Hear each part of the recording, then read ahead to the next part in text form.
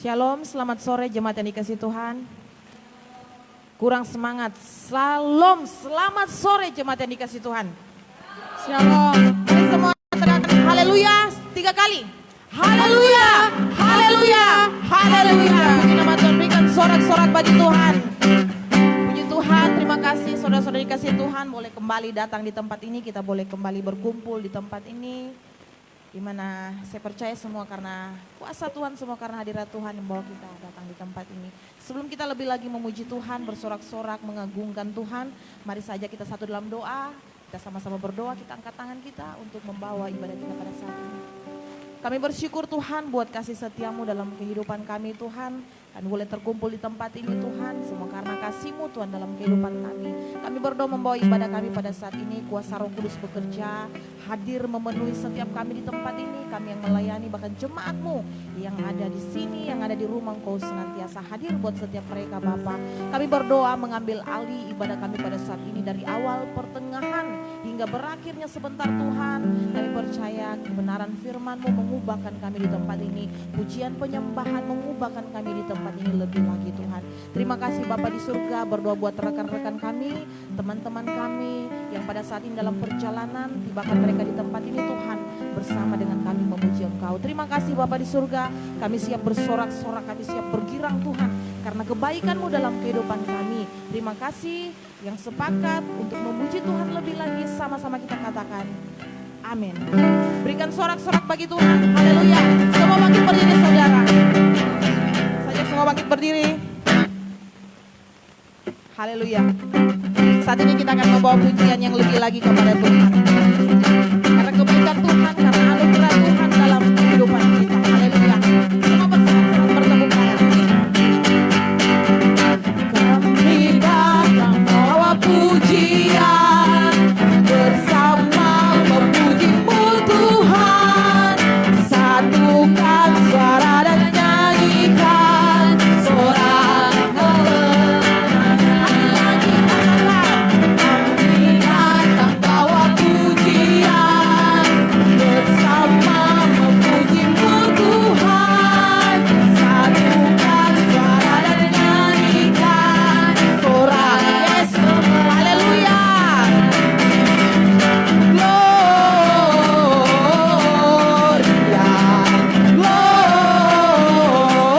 Gloria, besar Tuhan, ditinggikan di atas segalanya.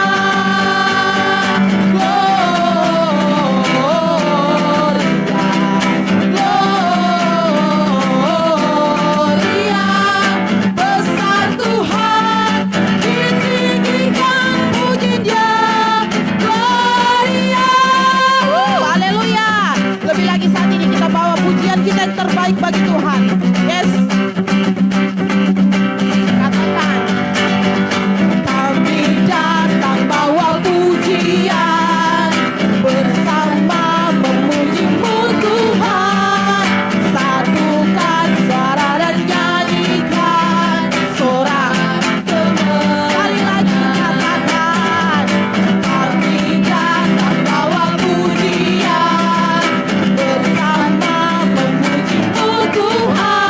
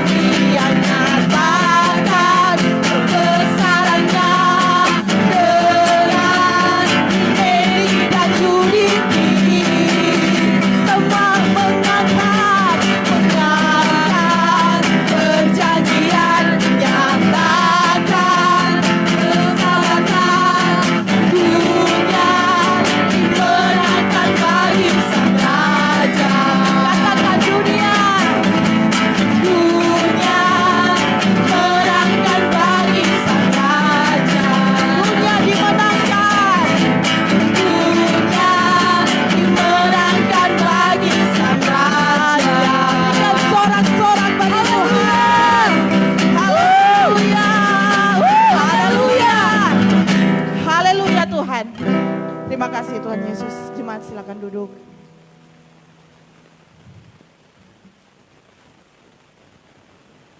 Mari kita persiapkan hati kita lebih lagi, kita mau menyembah Tuhan. Kita mau bersyukur karena kebaikan Tuhan dalam kehidupan kita, saudara. Mari datang dengan kerinduan hati kepada Tuhan. Dengan rasa haus dan lapar kita akan kebaikan Tuhan, akan kasih Tuhan dalam kehidupan kita, saudara. Berikan hatimu pada hari ini. Minta Tuhan untuk menggantikan hatinya dalam hati kita pada saat ini. Terima kasih Bapa di surga. Haleluya. Sembah. Haleluya. Angkat pujianmu, saudara.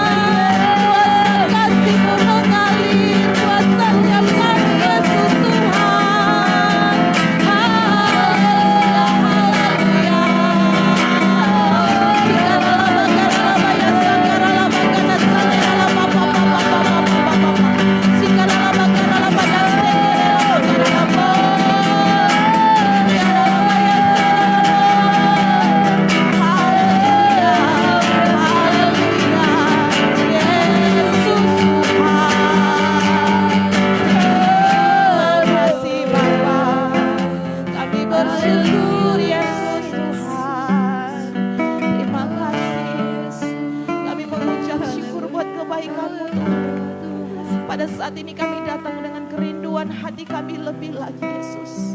Kau isi dengan hadirat-Mu, dengan kuasa-Mu, Tuhan. Haleluya, Yesus. Haleluya, Tuhan. Rindu selalu bersamamu, tinggal di dalam kediaman-Mu, oh Tuhan.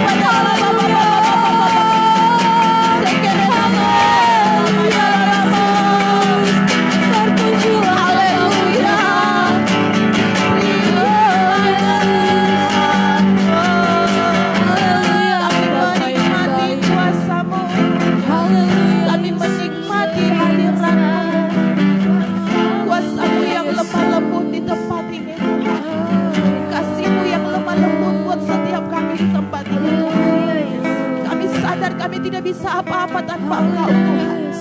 Kami sadar kami tidak bisa berjalan tanpa tuntunan Tuhan. Haleluya Yesus. Sikarala bakarala baya saikarala bo.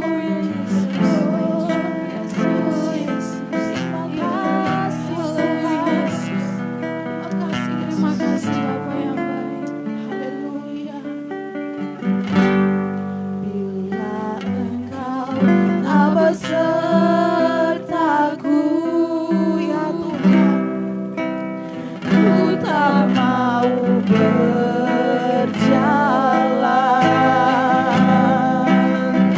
Ku perlu Tuhan, pimpin langkahku dengan kasih karunia. Akan ku setiap waktu berjalan dalam roh-Mu.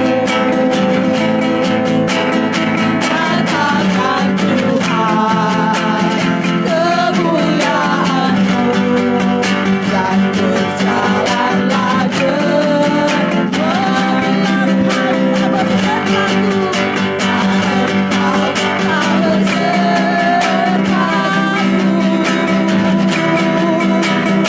ku tak mau berjalan. Ku perlu Tuhan, pimpin langkahku dengan kasih karunia-Mu. Pimpin langkahku setiap waktu berjalan dalam roh-Mu. Nyatakan Tuhan kemuliaan-Mu dan berjalanlah dengan lebih lagi.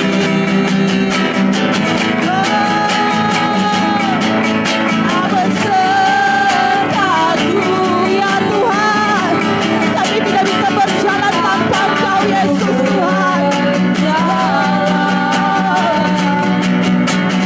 Ku perlu Tuhan, pimpin langkahku dengan kasih karunia-Mu. Langkahku setiap waktu berjalan dalam roh-Mu. Nyatakan Tuhan, nyatakan Tuhan kemuliaan-Mu dan berjalanlah gemilang. Nyatakan Tuhan, nyatakan Tuhan kemuliaan-Mu dan berjalanlah gemilang. Nyatakan ya Tuhan, nyatakan Tuhan kemuliaan-Mu dan berjalanlah denganku. Haleluya. Haleluya Yesus.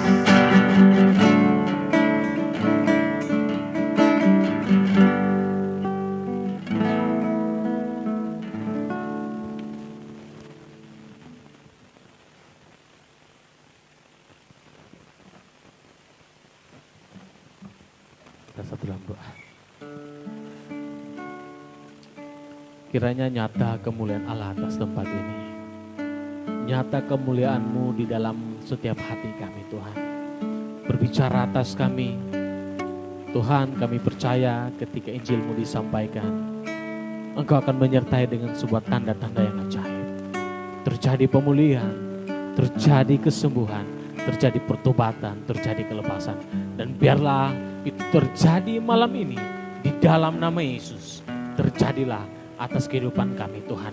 Kami siap untuk diberkati dan diubah oleh kebenaran firman-Mu. Di dalam nama Yesus semua kita akan berkata, amin. Oke, jemaat Tuhan, silakan.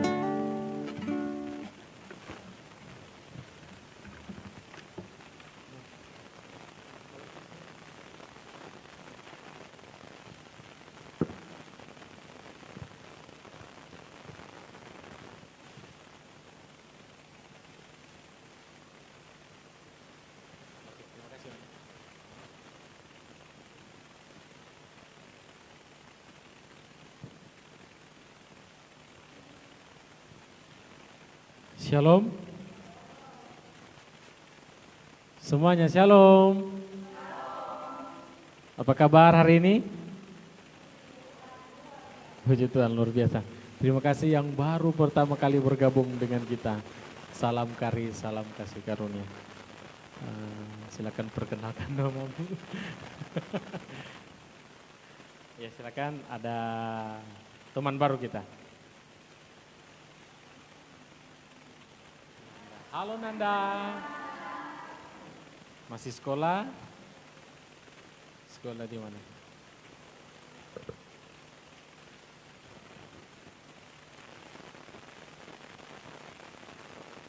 Tuhan memberkati. Terima kasih sudah hadir bersama kami di tempat ini. Oke, saya percaya kamu hadir di tempat ini semuanya. Ini adalah waktunya kamu untuk mendengarkan kebenaran firman Tuhan. Tema kita hari ini masih tetap lanjutan yang kemarin. Saya bisa beri sebuah tema lagi. Dosa yang merusak. Dosa yang merusak. Oke. Langsung saja saya akan mulai dengan sebuah kisah di dalam Alkitab. Ini saya katakan kisah ini adalah kisah cinta yang rusak. Kenapa bisa rusak? Karena dibarengi dengan hawa nafsu. Jadi sebuah cinta kalau ada hawa nafsu di situ, itu akan merusak. Kita akan lihat kisahnya. Di 2 Samuel 13.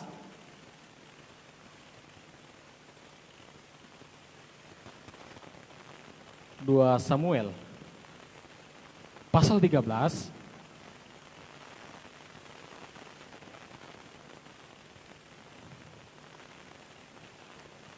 Kita tidak akan baca semua karena ini panjang sekali, tapi saya akan mencoba untuk menjelaskan dengan pelan-pelan.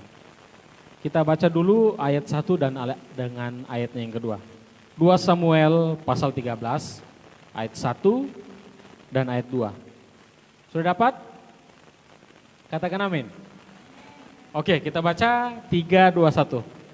Sesudah itu terjadilah yang berikut. Absalom bin Daud mempunyai seorang adik perempuan yang cantik.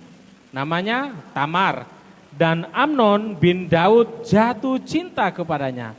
Hati Amnon sangat tergoda sehingga ia jatuh sakit karena Tamar saudaranya itu. Sebab anak perempuan itu masih perawan dan menurut anggapan Amnon mustahil untuk melakukan sesuatu terhadap. Wah, saudara, apakah saudara pernah jatuh cinta sampai mengalami sakit demam 1 minggu karena memikirkan seorang laki-laki atau perempuan? Saudara bingung, bagaimana bisa saya dapatkan dia untuk menjadi kekasihku? Akhirnya kita putar otak, tidak tidur 1 malam dan sakit. Itu terjadi di dalam Alkitab ini. Wah, ini luar biasa. Absalom ini adalah anak ketiga dari Raja Daud. Daud itu punya istri banyak. Gitu. Absalom, anak Daud, dan Absalom ini punya adik namanya Tamar.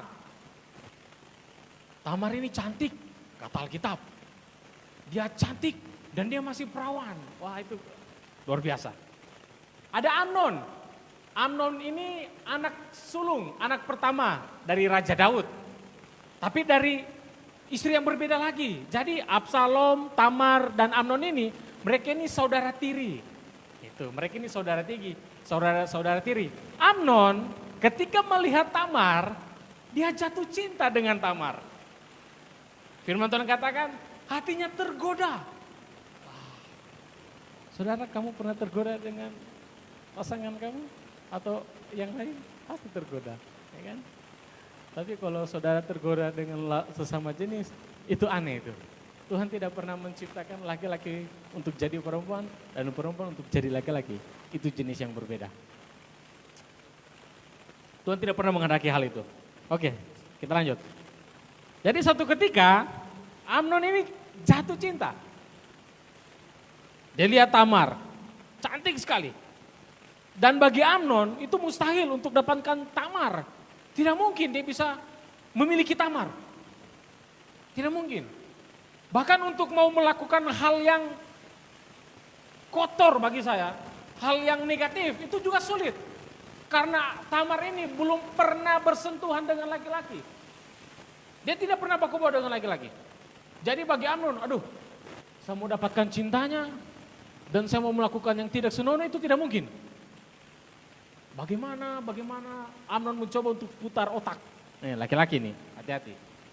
Selalu coba untuk putar otak untuk melakukan kejahatan. Selalu korban perempuan. Akhirnya dia sakit.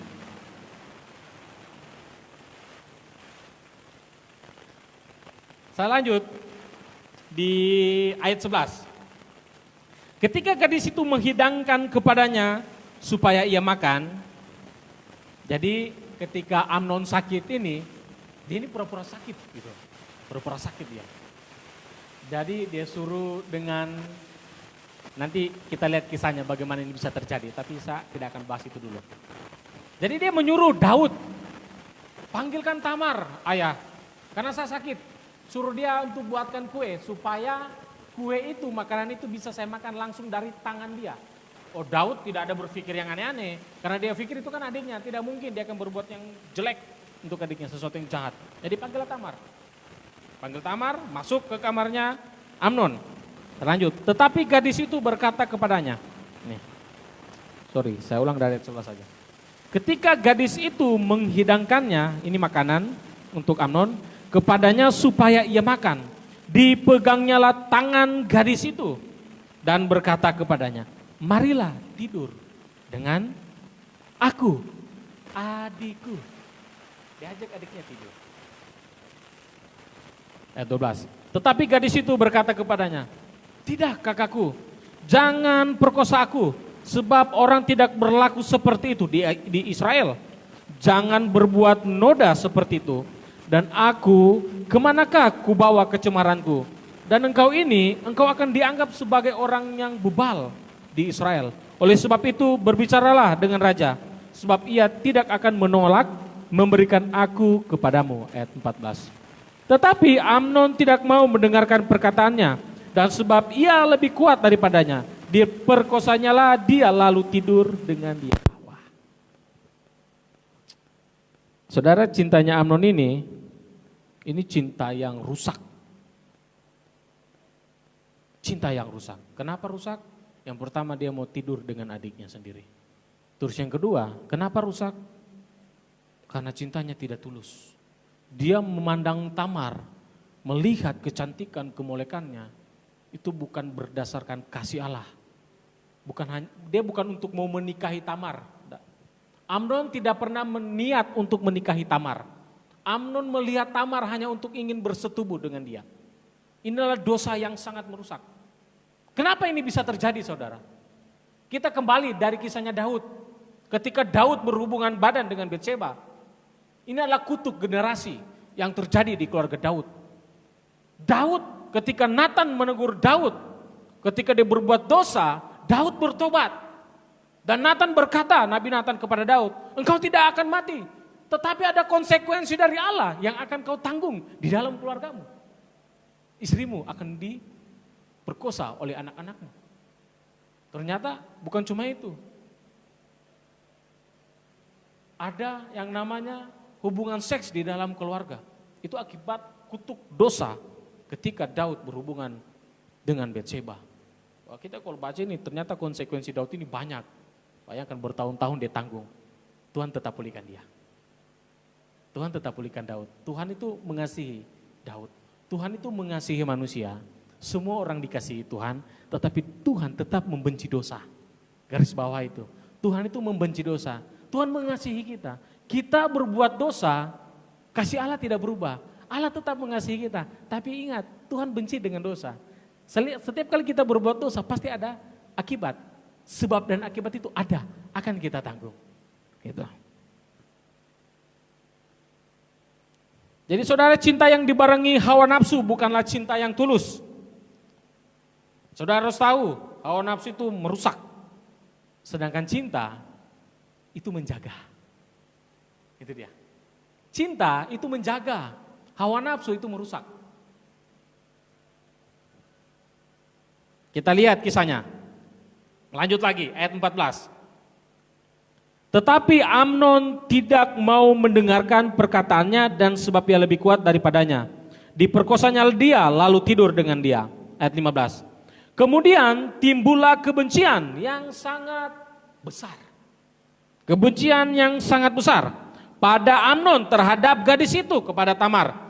Bahkan lebih besar benci yang dirasakannya kepada gadis itu daripada cinta yang dirasakannya sebelumnya. Lalu Amnon berkata kepadanya, bangunlah, enyahlah.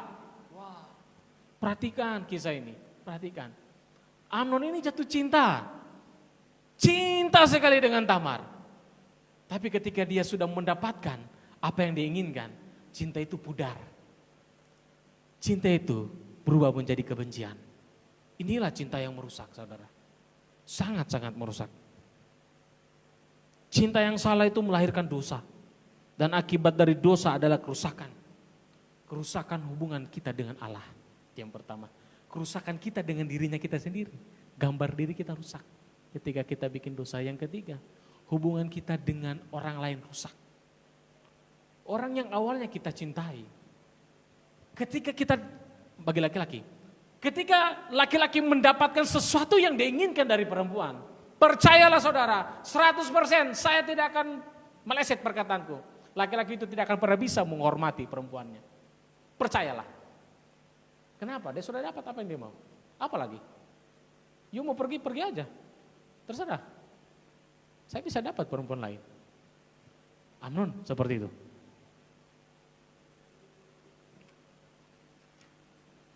Jadi saudara jangan pernah berpikir loh.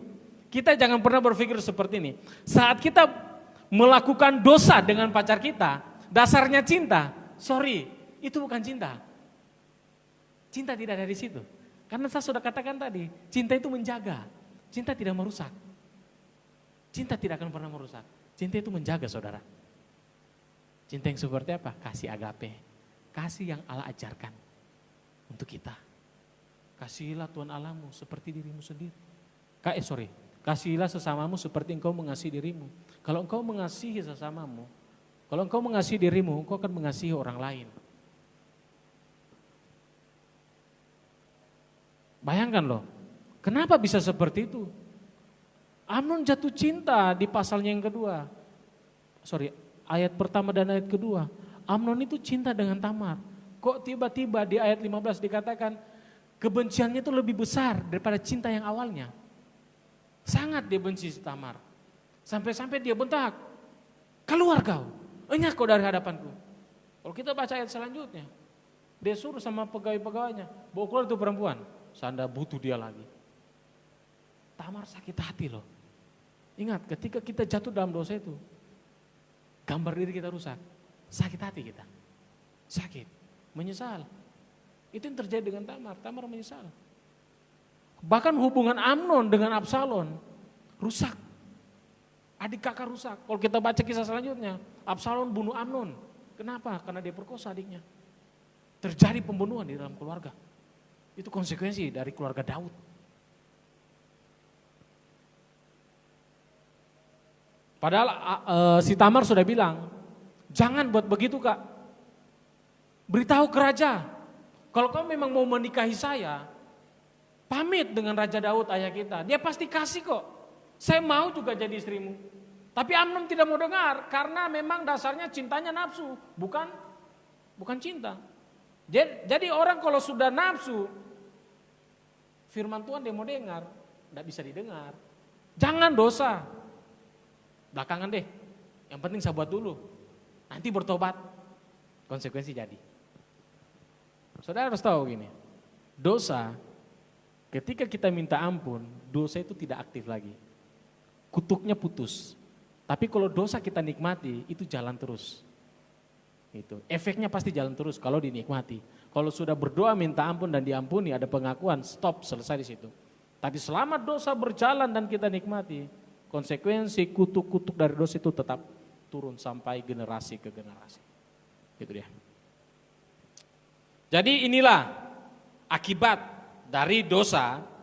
Percayalah saudara, percayalah.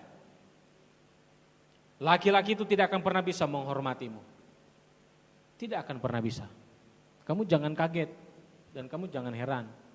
Ada orang pacaran, laki-laki berani pukul pacarnya. Kenapa? Dia sudah ambil kehormatannya. Mau dihormati apanya lagi? Tidak ada. Oh tapi pacarku tidak pernah dipukul saya kok. Iya dia tidak pernah pukul kau karena masih pacaran. Dia akan berpikir kalau saya pukul pasti putus ini. Tunggu nikah. Pasti di pernikahan 1-2 tahun pasti dia main tangan. Percayalah. Percaya itu. Itu tidak akan pernah meleset. Kenapa? Apa yang mau dihargai lagi? Tidak ada. Martabat kita itu jatuh. Dosa membuat kita itu rendah.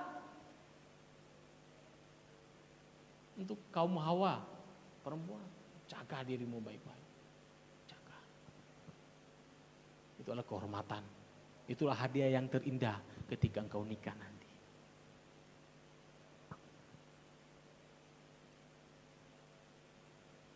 Kita lihat dari mana datangnya dosa.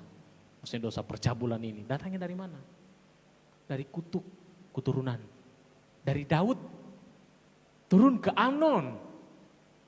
Turun ke Absalom. Absalom itu perkosa istri-istri Daud. Mamanya sendiri, mama tirinya. Jadi dosa itu munculnya itu dari kutu generasi, itu yang pertama. Saya sudah sering kali bahas dengan jemaat, dengan kamu di tempat ini. Tentang kutu keturunan itu enggak main-main. Itu kalau enggak diselesaikan dengan cepat itu turun semua itu. Dan konsekuensinya berat saudara. Saya tidak bisa berkata bahwa dosa kutuk itu berat kalau saya tidak alami. Saya tidak bisa berkata bahwa dosa percabulan, dosa seks bebas itu merusak kalau saya sendiri tidak pernah mengalaminya. Saya alami dan saya jatuh berkali-kali. Dan makanya saya katakan itu rusak. Saya mengalami kerusakan. Kalau mau coba silakan. You pasti rusak. Berantakan. Sampai di pernikahan. Yang kedua, ini pintu utama dari segala macam dosa, luka batin. Dari mana datangnya dosa? Luka batin.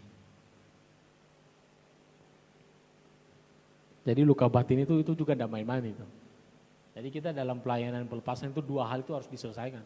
Kutuk generasi dengan luka batin. Kalau ini ada, disimpan, bersembunyi, semua masuk. Dan utama ini, percabulan ini, masuk ini. Rokok, narkoba, minuman keras pasti masuk semua. Berkelahi, mencuri, masuk semua. Jadi ada 2 kemungkinan orang yang menyimpan luka batin. Yang pertama,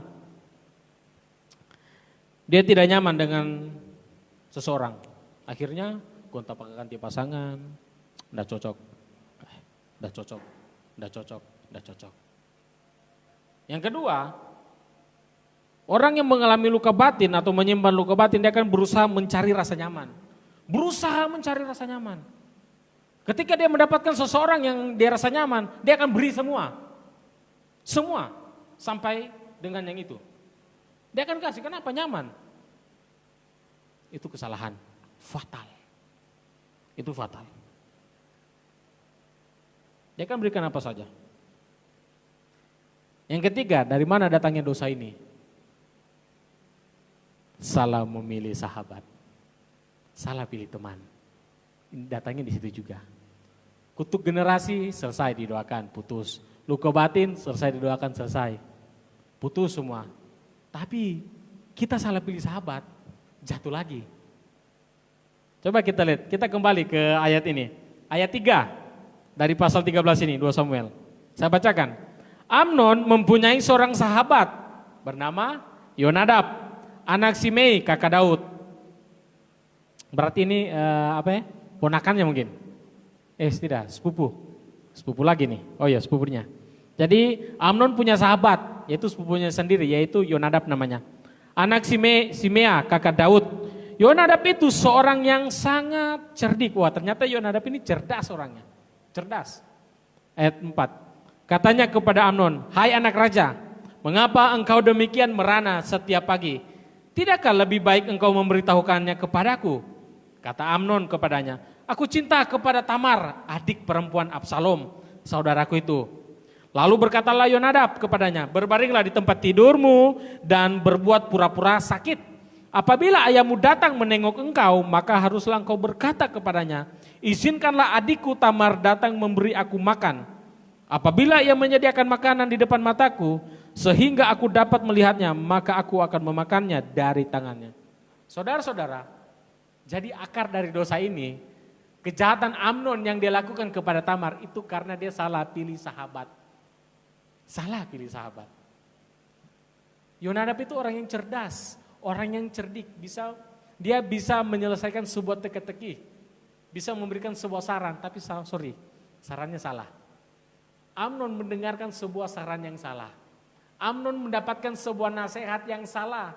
Kalau Amnon punya sahabat yang baik, tentunya Yonadab tidak akan menyuruh Amnon untuk tidur dengan adiknya. Dia paling akan berkata, oh jangan kau buat begini, adikmu loh. Jangan, itu dosa.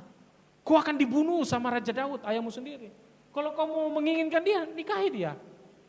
Itu kalau teman yang baik. Seberapa sering kita salah mendengarkan nasihat teman kita. Sudah tidak apa-apa, saya juga pernah begitu kok. Ya kan? Tenang, Pastor Hendrik tidak tahu, dia tidak lihat kita. Teman yang baik itu akan menasihati, bukan menyembunyikan kesalahan. Kalau kamu punya sahabat, atau kamu usahakan kamu jadi sahabat yang baik untuk teman kamu. Teman berbuat salah jangan disembunyikan. Sembunyi-sembunyi ada pastor datang. Kan seperti itu biasa anak muda. Lagi di mana? Di kos. Hendrik datang ya ke situ doa. Wih, pendeta mau datang, pulang. Kamu kira Tuhan tidak tahu? Kamu salah pilih teman.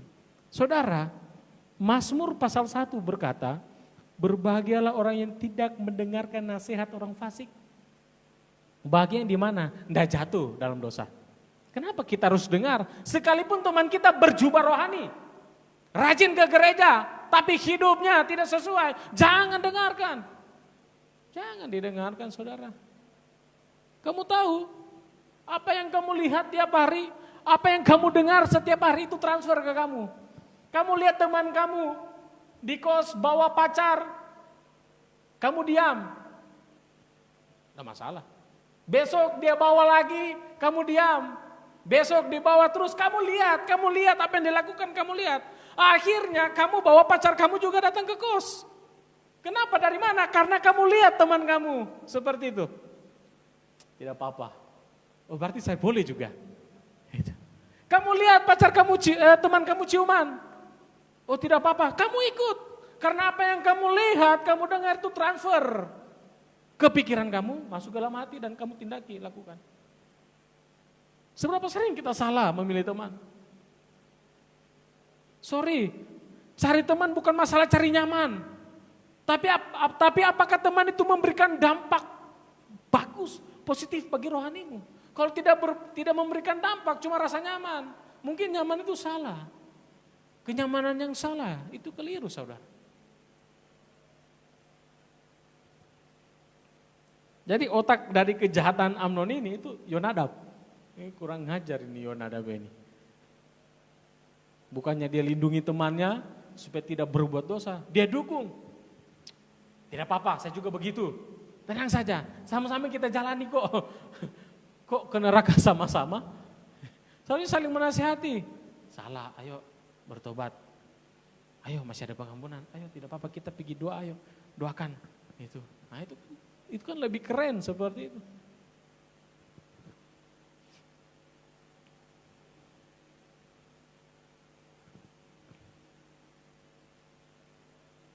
Saudara, kalau kita mau sembuh dari dosa ini, dosa yang saya maksudkan ini yang kita bahas dari kemarin, berhenti sembunyi dari Tuhan.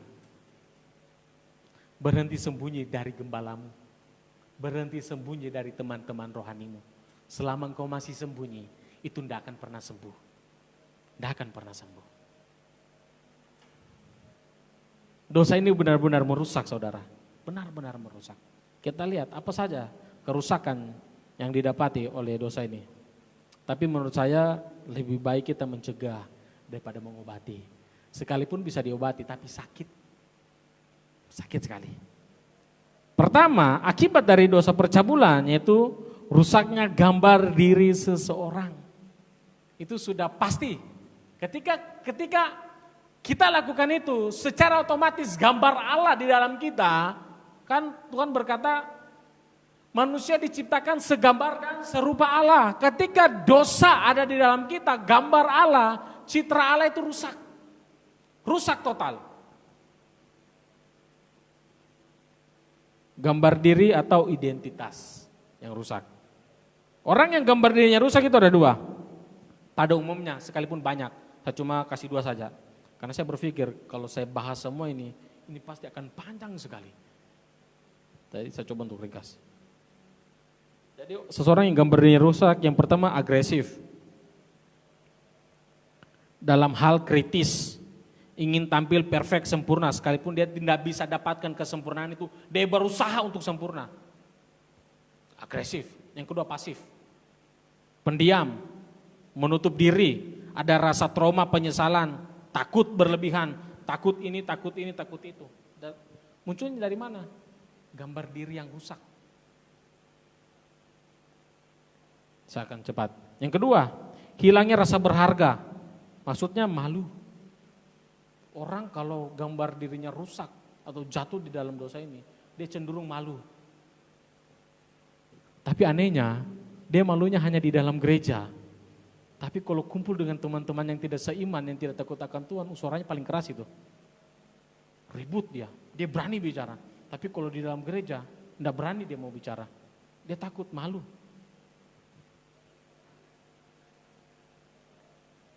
Saudara, dosa ini membuat kita malu. Kenapa saya katakan malu?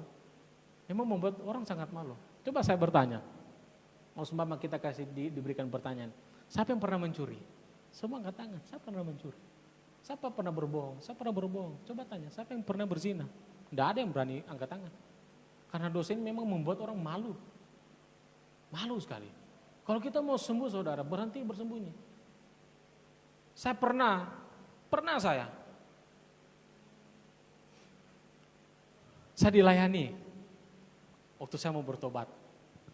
Saya dilayani oleh hamba Tuhan. Ada 3 hamba Tuhan yang layani saya. Saya dibawa di satu ruangan, konseling. Saya konseling. Ditanya semua, dosa apa yang pernah kau lakukan? Saya sebutkan semua. Saya pernah mencuri, saya pernah pukul orang, saya pernah mabuk, minum narkoba, semua. Tapi ada satu yang saya tidak bilang. Saya pernah buat cabul. Kenapa? Malu. Saudara, kalau dalam konseling saudara tidak mengakui dosa itu, saudara tetap ada di situ. Kamu tidak pulih. Kamu tahu, besok saya jatuh. Tapi rokok, minuman keras, narkoba saya selesai. Bulan itu saya berhenti total merokok. Saya didoakan pelepasan selesai, tapi ada satu dosa yang saya tidak akui, yaitu dosa percabulan. Kenapa? Saya malu kalau saya ditahu. Makanya dosa ini membuat harga diri kita rendah saudara. Malu kita bersembunyi. Aduh, bukan main. Mau ditahu saya ini. Ternyata saya pernah berhubungan. Itu pilihan. Kamu mau sembuh, akui di hadapan Tuhan. Yakobus katakan, hendaklah kamu saling mengaku dosa supaya kamu sembuh. Banyak kali orang di konseling tidak sembuh. Kenapa? Karena dia tidak pernah mau mengaku, terutama dosa ini. Pernah mencuri? Pernah. Tapi dosa satu ini banyak orang tidak mau akui loh. Kecuali dia benar-benar mau pulih total, pasti diakui. Akhirnya nanti beberapa tahun kemudian saya dikonseling ulang dan saya akui dosa ini. Saya pernah berhubungan juga dan saya jatuh di situ berkali-kali. Kamu tahu? Ketika kita jatuh di dalam dosa ini, iblis itu sangat kuat mendakwa kita. Dia terus mengintimidasi kita. Kalau kita dosanya kita mencuri, iblis itu tidak mendakwa kita. Sekalipun dia mendakwa, dia bilang, kamu pencuri, mana kita mau pusing? Ribut, pelayanan.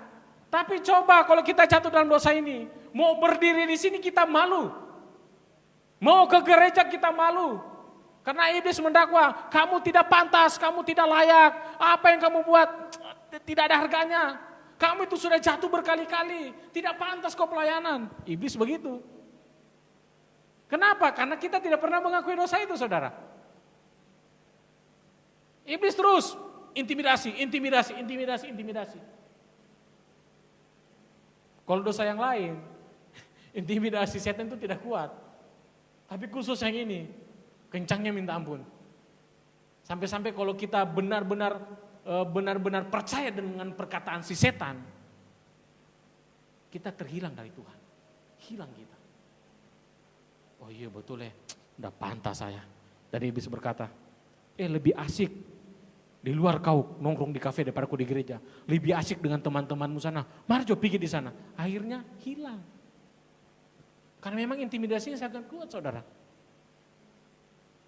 Kamu tahu, saudara-saudara, jenis dosa ini ialah dosa kenajisan.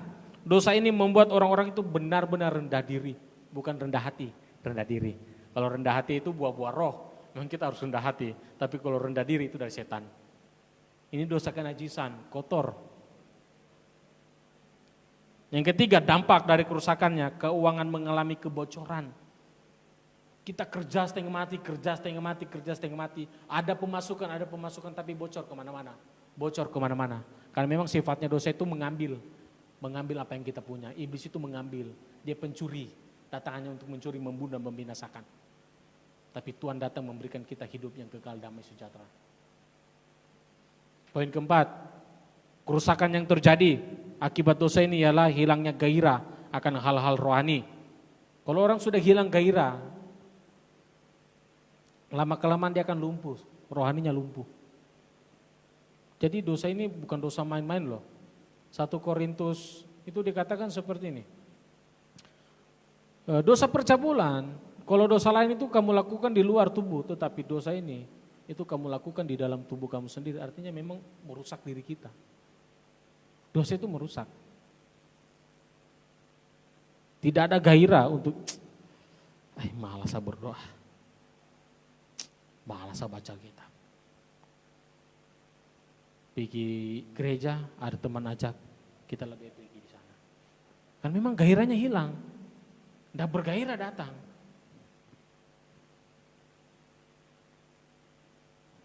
Kamu saudara-saudara, jemaat Tuhan, kamu tahu orang yang jatuh di dalam dosa ini, bahkan menikmati dosa ini, dia tahu kebenaran. Dia tahu. Jangan kamu pikir dia tidak tahu, dia tahu. Tetapi dia tidak punya kekuatan untuk berkata tidak dengan dosa. Dia tidak punya kekuatan. Dia tidak bisa bangkit. Dia tahu itu salah. Coba tanya deh dengan orang-orang PSK. Tahu tidak dosa yang dilakukan? Tahu. Tapi kenapa melakukan? Kebutuhan. Bahkan ada yang sudah sampai menikmati.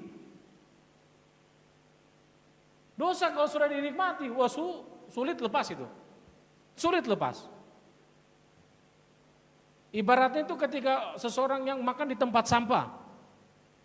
Kamu pernah pergi di tempat sampah? Tempat pembuangan sampah umum Kota Palu. Di sana ada orang makan loh, bikin pondok-pondok, duduk nongkrong di sana. Kenapa? So biasa. So di sana biasa. Lewat di tempat yang kotor. Bahkan saya biasa muntah. Kenapa? Karena tidak biasa. Tapi kalau orang biasa dia santai-santai saja. Dosa kalau sudah terbiasa kita nikmati, Tuhan lewat kita tidak sadar. Oh Tuhan, oh malaikat, kita kira Pak Pendeta. Jangankan pendeta khotbah, malaikat turun di sini. Kamu siapa? Kenapa? Dosa. Yesaya 59 ayat 1, 2, 3. Firman Tuhan berkata, bukan karena tangan Tuhan tidak bisa menolong kita. Bukan karena telinganya tidak mau mendengarkan seruan kita. Tapi yang menjadi pemisah antara kita dengan Allah itu dosa. Kenapa berkat tertunda? Kenapa berkat tertutup? Karena ada dosa. Kenapa kita tidak punya damai sejahtera? Karena ada dosa. Dosa itu menghilangkan semuanya. Allah hanya datang memberikan kebaikan, tetapi iblis mendatangkan dan memberikan kehancuran bagi kita. Generasi-generasi muda. Selamatkan dirimu. Jangan cuma baca Alkitab seperti baca koran. Ketika kita dalami firman, nah itu baru berkuasa. Hampir selesai. Malam ini malam untuk kamu semua. Tuhan akan memberikan kamu kekuatan untuk berani berkata, stop. You jangan dekat-dekat saya lagi ya. Pergi dosa. Tuhan mau kasih itu. Karena Tuhan akan memberikan kita kekuatan yang baru untuk berkata tidak dengan dosa. 1 Yohanes 1 ayat 9. Kita baca ini. 1 Yohanes 1 ayat 9. Kamu harus tahu sebuah kebenaran ini. 1 Yohanes 1 ayat 9. Kita akan baca bersama-sama. Saya ulang lagi, 1 Yohanes 1 ayat 9. 3, 2, 1. Jika kita mengaku dosa kita, maka Ia adalah setia dan adil, sehingga Ia akan mengampuni segala dosa kita dan menyucikan kita dari segala kejahatan. Tuhan mau mengampuni kita asalkan ada pengakuan dari Tuhan. Saya tadi berbuat dosa ini. Tuhan ampuni kita. Tuhan itu tidak mungkin tidak ampuni kita. Saya sudah berbuat dosa besar. Yesaya 1 ayat 18. Coba bacakan. Sebesar apa sih dosa kita? Semerah apa dosa kita? Apa yang tidak bisa Tuhan kerjakan dalam kehidupan kita? Yesaya 1 ayat 18.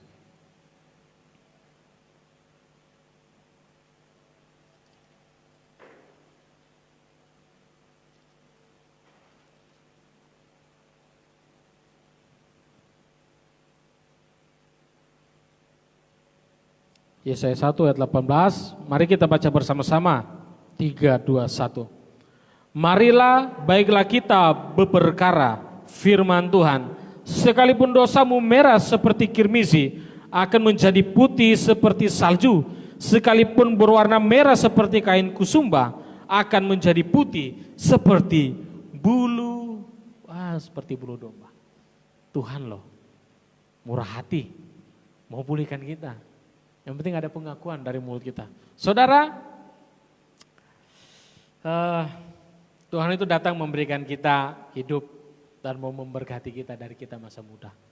Itu Tuhan kita, Tuhan Yesus. Kunci dari pengampunan adalah pertobatan. Kamu tahu tidak akan terjadi pengampunan.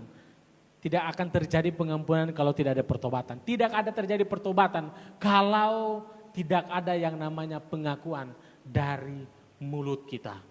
Yakobus pasalnya yang ke-12 pasal 4. Hendaklah kamu saling mengaku dosa. Makanya kenapa kita di sini ada pelayanan konseling pelepasan? Supaya pulih. Supaya sembuh semua orang yang datang sembuh. Tetapi pertobatan itu harus keluar dari mulut, artinya ada sebuah pengakuan, ialah keterbukaan. Kalau kita sudah terbuka dengan orang yang layani kita, gembala, pendeta atau pendoa yang doakan kita, intimidasinya itu lenyap.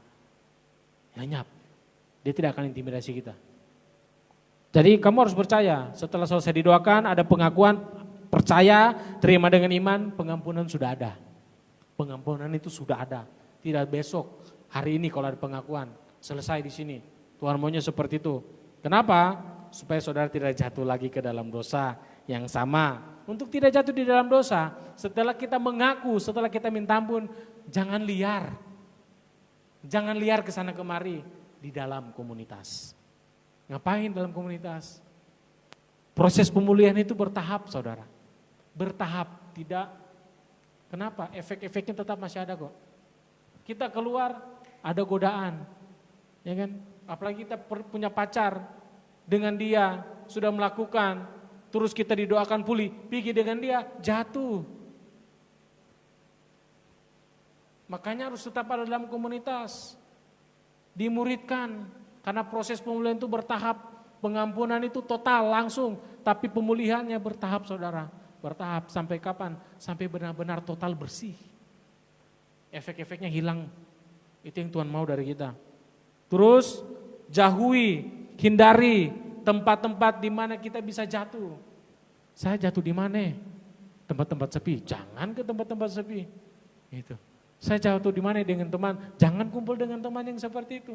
Saya jatuh di mana? Oh, jatuh dengan pacarku. Ya jangan dengan pacar itu. Sederhana sebenarnya, yang penting kita mau. Kita cinta dengan dia, doakan supaya dia bertobat juga. Kalau dia tidak bertobat, ya tidak usah. Terus yang selanjutnya, terapkan disiplin rohani. Penting sekali, baca kitab suci, Doa tiap hari kalau mau apa? Mau tumbuh. Kalau mau sembuh. Kalau mau pulih. Terapkan disiplin. Puasa, baca Alkitab, doa, pujian penyembahan. Penting saudara-saudara. Dan terimalah pengampunan dari Tuhan malam hari ini. Mari, saat semua kita bangkit berdiri. Kita akan berdoa. Dan setelah itu saya akan suruh semua para pelayan Tuhan maju ke depan. Tapi saya akan berdoa untuk saudara dulu.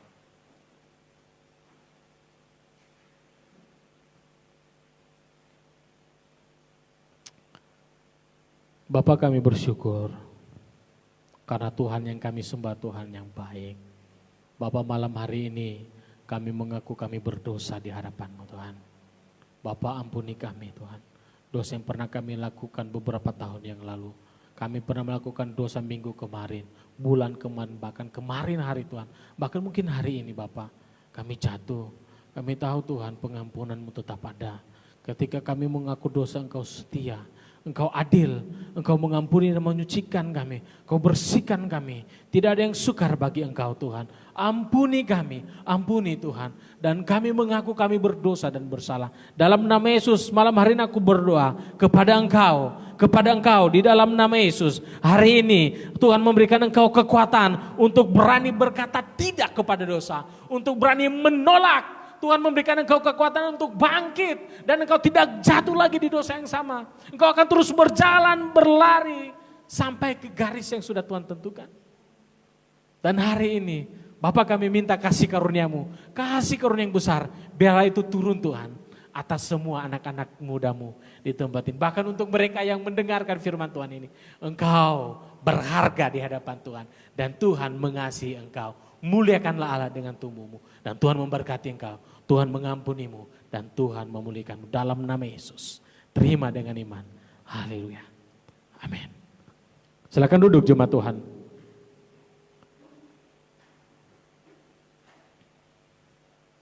Sebelum kita masuk dalam perjamuan kudus, seperti yang sudah saya dan Kayu sampaikan kemarin, saya persilakan. Pertama, maju silakan. Kamu yang mengambil bagian doa di tempat ini, silakan maju. Kamu yang pertama.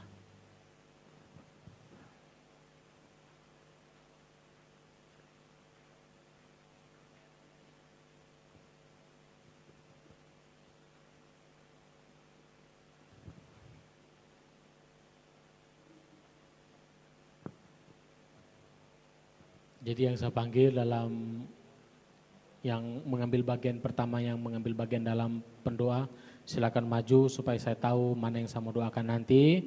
Selanjutnya nanti diikuti dengan para pelayan yang lain.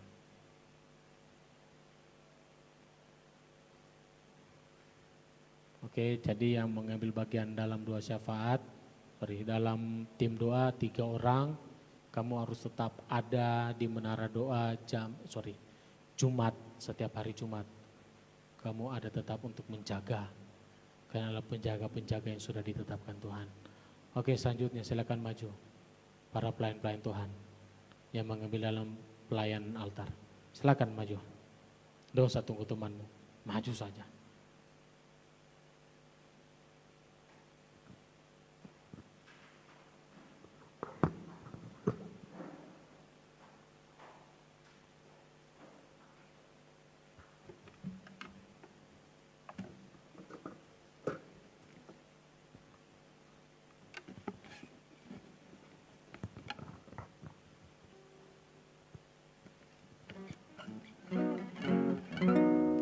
Sebelum saya bersama Kak Hendrik berdoa untuk saudara-saudara, kita angkat pujian ini dan kuk itu dilenyapkan oleh urapan.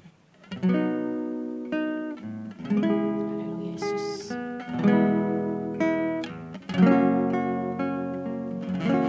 Dan kuk itu dilenyapkan oleh urapan.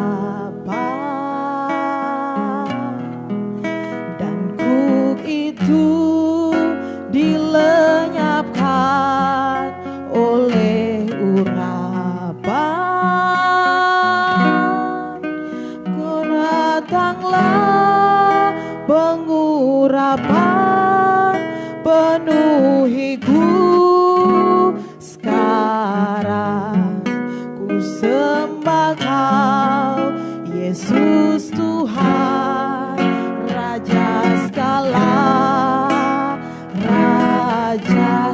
Kita akan menyanyi dari Allah. Haleluya Yesus. Kuk itu dilenyapkan oleh urapan. Sirala bakara labaya sikira labaya sikara labakara labaya sirala bakara labaya sikira labaya labaya labaya.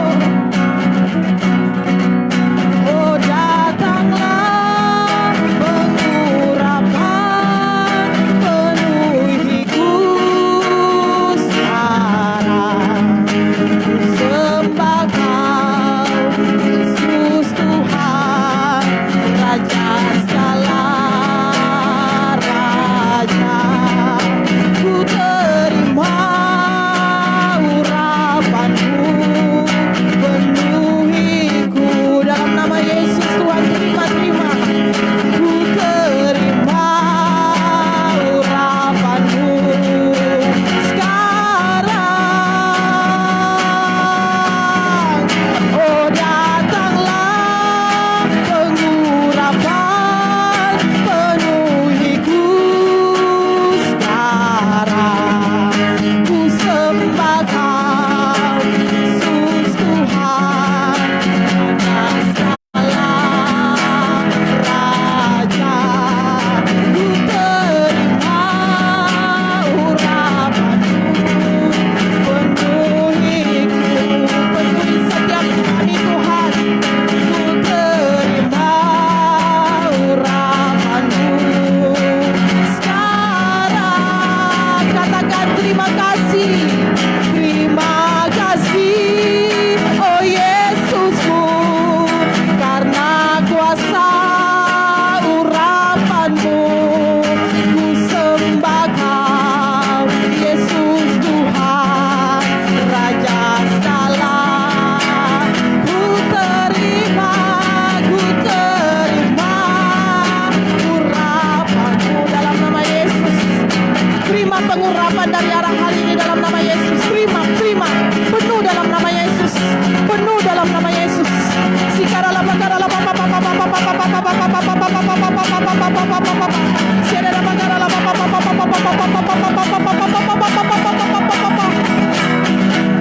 Penuhiku sekarang.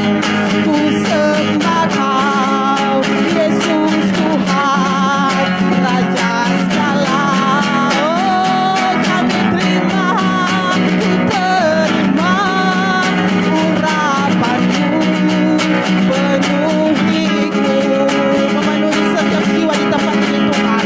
Ku terima urapanmu sekarang. Terima kasih oh Yesusku, karena kuasa urapanmu. Ku sembah Kau Yesus Tuhan Raja segala Raja. Ku sembah Kau Yesus Tuhan Raja segala Raja.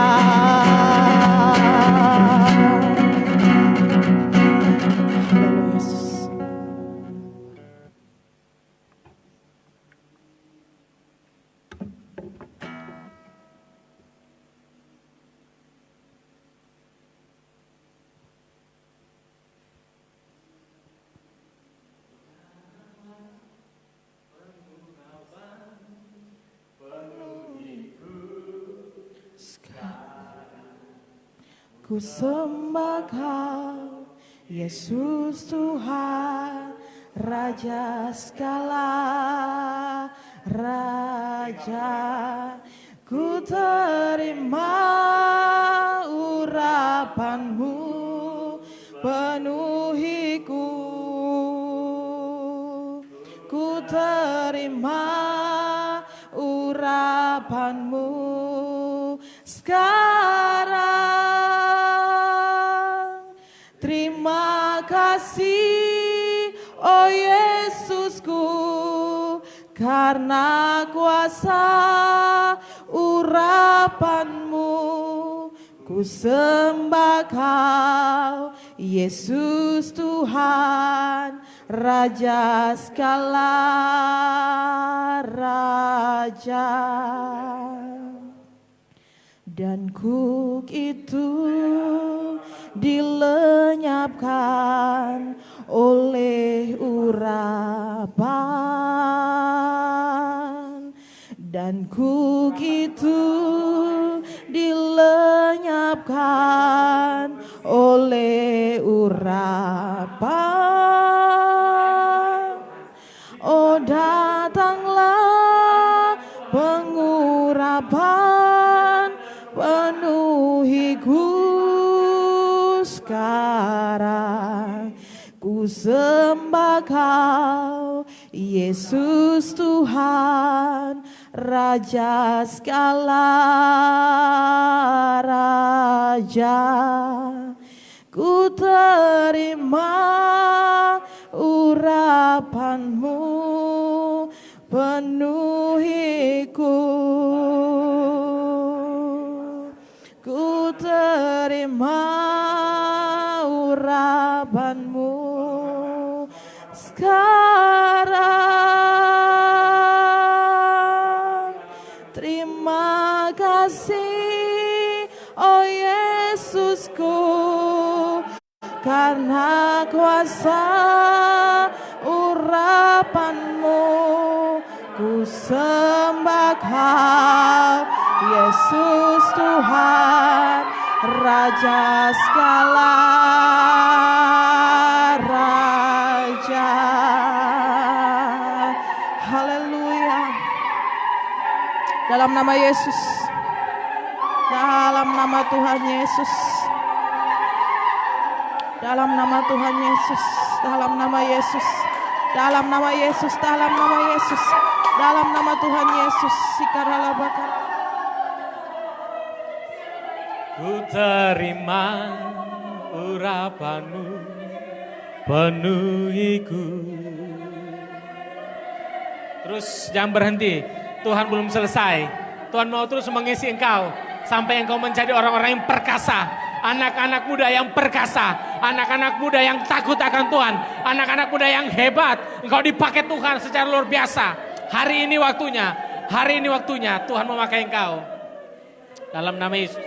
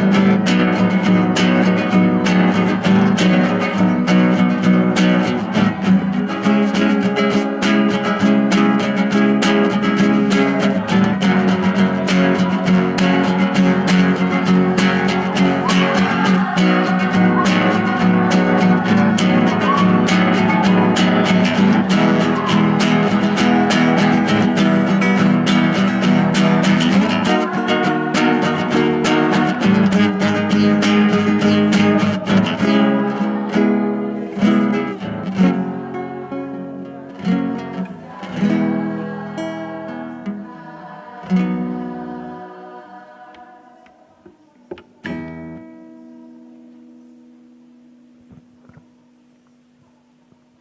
hari ini pengurapan itu membuat engkau perkasa, membawa engkau kuat, membawa engkau melihat kemuliaan Allah, dari kemuliaan sampai kepada kemuliaannya. Engkau akan melihat perbuatan-perbuatan Allah yang ajaib dalam tahun ini. Aku berdoa Tuhan memberikan engkau roh kesetiaan di dalam pelayan, roh ketekunan, roh keberanian di dalam nama Yesus. Engkau yang memegang jabatan sebagai pelayan Tuhan di tempat ini. Lakukanlah tugasmu dengan sebaik-baiknya. Jangan pernah takut, jangan pernah ragu. Sebab Allah beserta engkau. Dia Immanuel, dia akan meneguhkan engkau dengan tanda-tanda yang ajaib. Dia akan memberkati, mengurapi mulutmu untuk berkata-kata. Ketika engkau tidak tahu mau berkata apa, Tuhan mengurapi. Seperti Tuhan mengurapi mulut Musa. Tuhan mengurapi Petrus dan ke-11 Rasul. Hari ini pengurapan itu turun atasmu. Dalam nama Yesus Tuhan. Dalam nama Yesus Tuhan. Dalam nama Yesus. Yes. Terima. Penuh dalam nama Yesus. Oh, terima kasih Tuhan. Terima kasih. Jadilah orang-orang yang dapat dipercayai untuk menjaga rahasia iman di dalam pelayanan Tuhan. Dan Tuhan memberkati masa mudamu. Tuhan memberkati engkau sampai selama-lamanya. Bapak, aku menyerahkan setiap anak-anakmu yang sudah memberikan diri mereka untuk pelayanan kembali. Jagai mereka dengan kuasa-Mu Tuhan. Dalam nama Yesus, berkat Allah, berkat-berkat khusus turun atasmu malam hari ini. Itu menjadi milik kepunyaanmu. Tidak ada seorang pun yang dapat mengambilnya. Sebab tangan Allah sendiri yang meletakkannya di dalam hidupmu. Terima kasih Tuhan, kami mengucap syukur untuk pelayanan ini dan anak-anakmu yang mengambil bagian. Dalam nama Yesus, haleluya. Amin. Oke, silakan. Silakan duduk.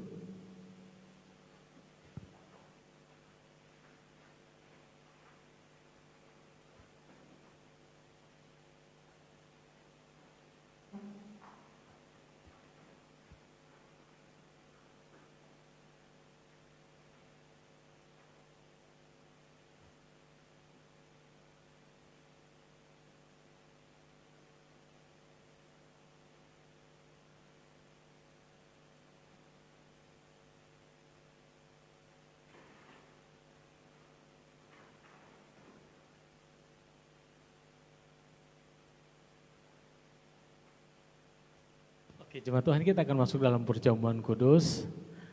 Silakan Nani akan melayani kita dalam perjamuan ini. Silakan.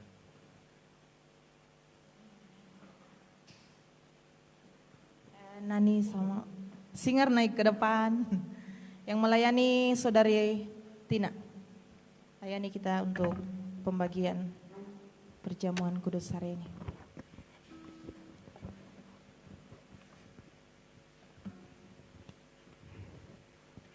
Kita angkat pujian, oleh darah Yesus ku bebas.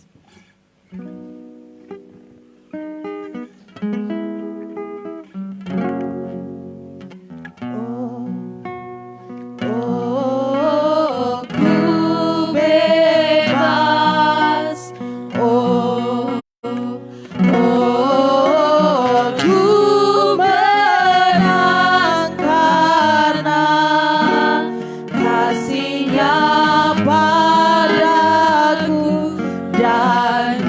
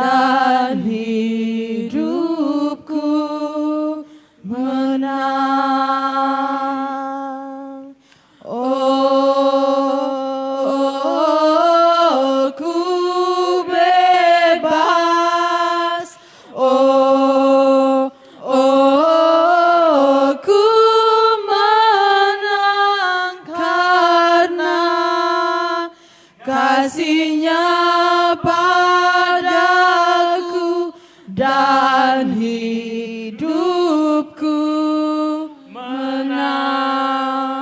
Oleh darah Yesus. Darah Yesus ku bebas, kuasanya di Kalvari. Oleh karena darah-Mu Tuhan. Oleh darah Yesus ku bebas dan hidupku menang. Kita akan masuk dalam sakramen perjamuan kudus ini. Bapa, kami percaya hari ini Tuhan kami mengalami pembebasan daripada-Mu. Setiap kuk dilepaskan dari kami Tuhan. Dan kami mengalami kemerdekaan. Darah-Mu yang kudus telah tercurah untuk membebaskan dan mengampuni dosa kami Tuhan. Dan kami layak hidup di dalam-Mu. Dan kami menjadi anak-anak-Mu. Saudara-saudaraku yang terkasih, angkatlah roti di tangan kanan-Mu. Dan dengarkanlah firman Tuhan. Sebab apa yang telah kuteruskan kepadamu, telah kuterima dari Tuhan Yesus Tuhan kita Kristus, yaitu bahwa Tuhan Yesus pada malam waktu Ia diserahkan, Ia mengambil roti dan sesudah itu Ia mengucap syukur atasnya dan Ia memecah-mecahkannya dan berkata, inilah tubuhku yang diserahkan bagi kamu, perbuatlah ini menjadi peringatan akan aku. Mari kita mengucap syukur dan kita makan di dalam nama Tuhan Yesus. Kami mengucap syukur Tuhan atas persekutuan dengan-Mu. Melalui tubuh-Mu kami dipersatukan Tuhan.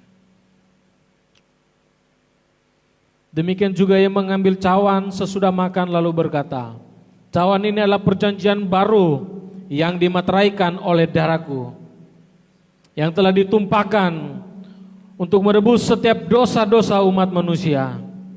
Perbuatlah ini setiap kali kamu meminumnya, menjadi peringatan akan aku. Mari bersama-sama kita minum dalam nama Yesus. Mari kita mengucap syukur, kita angkat pujian ini kembali. Oh, ku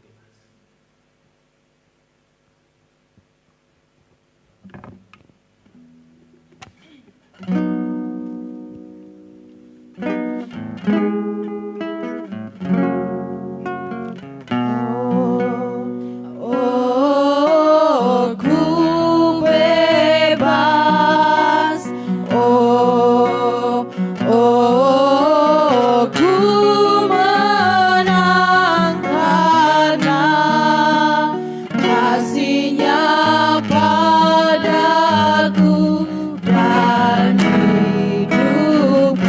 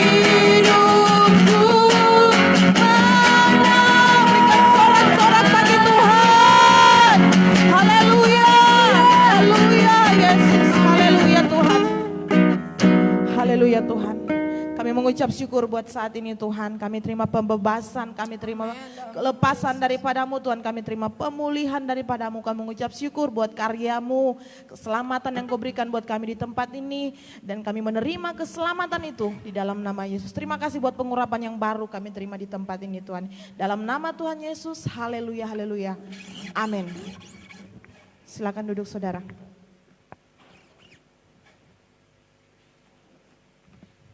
Puji nama Tuhan yang diberkati oleh kebenaran firman Tuhan hari ini. Boleh lambaikan tangan saudara. Puji Tuhan. Tiba saatnya kita akan memberikan persembahan syukur. Persembahan kita ada di depan. Kita angkat pujian. Langit dan bumi pujilah Tuhan. Haleluya.